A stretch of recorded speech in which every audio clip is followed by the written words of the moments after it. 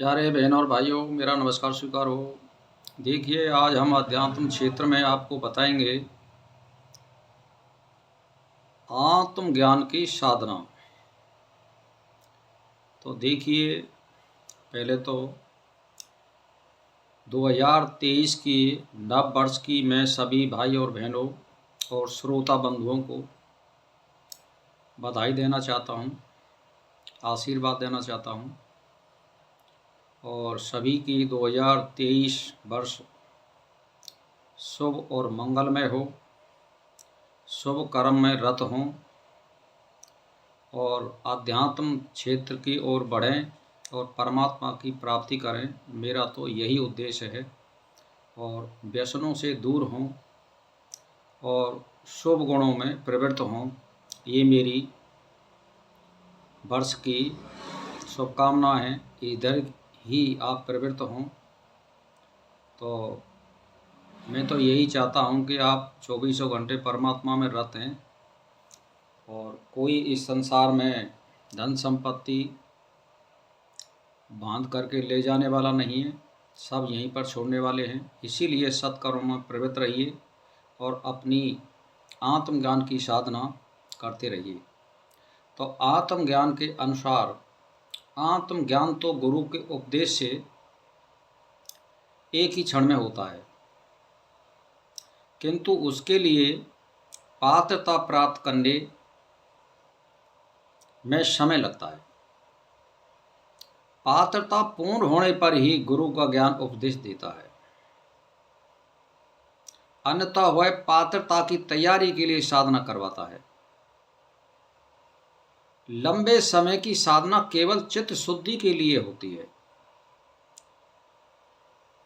और अन्यथा साधना का कोई प्रयोजन नहीं है।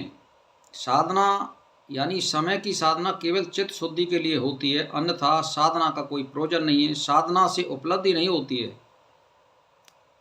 बल्कि पात्रता आती है, चित्त शुद्धि होती है और विषयों से मन हट जाता है और सत्य में दृढ़ता हो जाती है।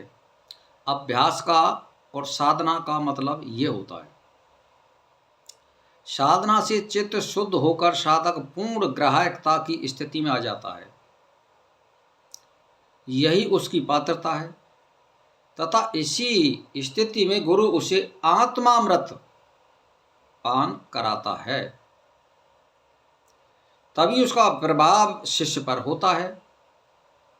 अन्यथा वह जहर भरे पात्र में अमृत उड़ेलने के समान होता है। यानी किसी शिष्य को आपने बहुत बढ़िया ज्ञान और शिक्षा देने की कोशिश की और वो पात्र जो है साफ सुथरा नहीं है, तो वो इसमें टिक नहीं पाएगा।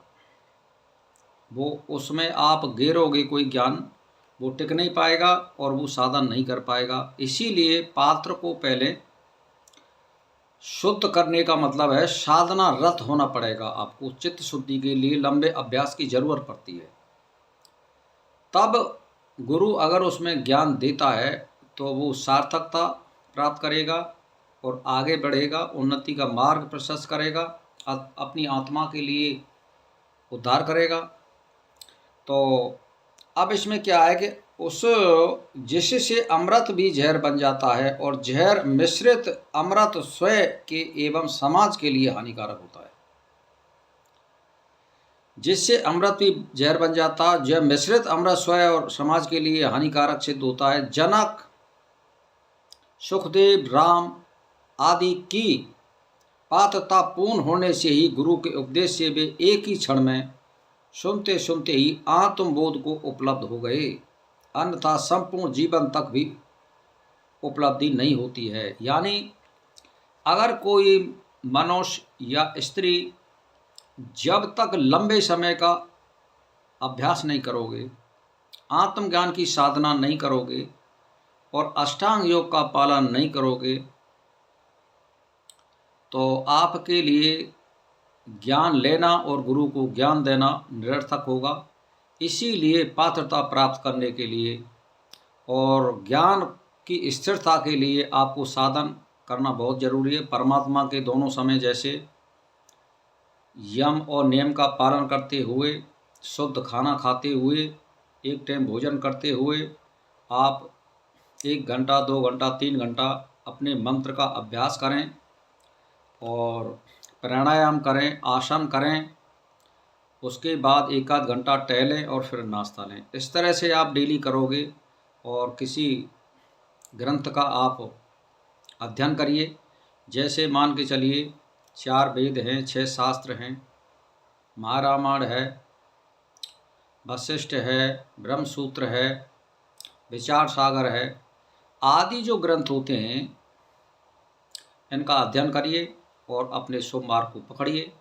तो मैं तो यही कहना चाहता हूँ, नव वर्ष में आप अपने नव चेतना को प्राप्त करते हुए शुभ कर्म करिए और परमात्मा की प्राप्त करिए और सबका भला करिए और अपना भला करिए।